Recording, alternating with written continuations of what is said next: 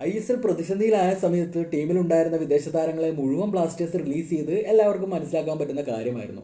ആ സമയത്ത് ISL നടക്കുമോ എന്നുള്ള കാര്യത്തിൽ പോലും വ്യക്തത ഉണ്ടായിരുന്നില്ല. അതുകൊണ്ട് തന്നെ താരങ്ങളുടെ ഭാവിയും അവരുടെ ആശങ്കകളും അവരുടെ ഉയർന്ന ശമ്പളവും എല്ലാം കണക്കിലെടുത്ത് ക്ലബ്ബ് അവരെ റിലീസ് ചെയ്തു. എന്നാൽ ISL കൺഫേം ആയതിനു ശേഷവും നമ്മുടെ ഇലവനിലെ പൊട്ടൻഷ്യൽ സ്റ്റാർട്ടേഴ്സ് ആയ പല പ്ലെയേഴ്സിനെയും ക്ലബ്ബ് പോകാൻ അനുവദിച്ചത് ആരാധകർക്ക് കൃത്യമായി മനസ്സിലാക്കാൻ പറ്റാത്ത കാര്യമായിരുന്നു.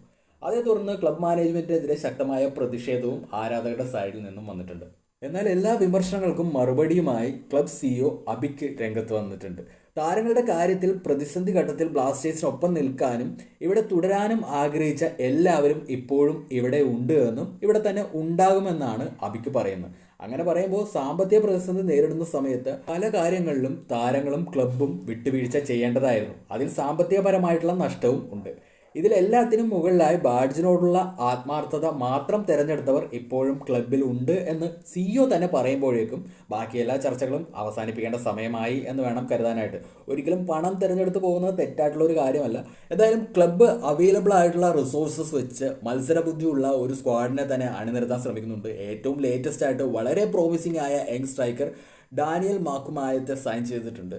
കഴിഞ്ഞ ഡൂറൻ കപ്പിൽ ഹാട്രിക് നേടി തിളങ്ങിയ താരം ഇന്ത്യൻ ഫുട്ബോളിലെ തന്നെ വലിയ വാഗ്ദാനമായിട്ടാണ് കണക്കാക്കപ്പെടുന്നത്. താരത്തിന്റെ പ്രകടനം വിലയിരുത്തിയതിനു ശേഷം കരാർ സ്ഥിരപ്പെടുത്താനുള്ള ഓപ്ഷൻ ഉൾപ്പെടുത്തിയാണ് താരത്തെ ലോണിൽ നിലവിലെത്തിച്ചിട്ടുള്ളത്.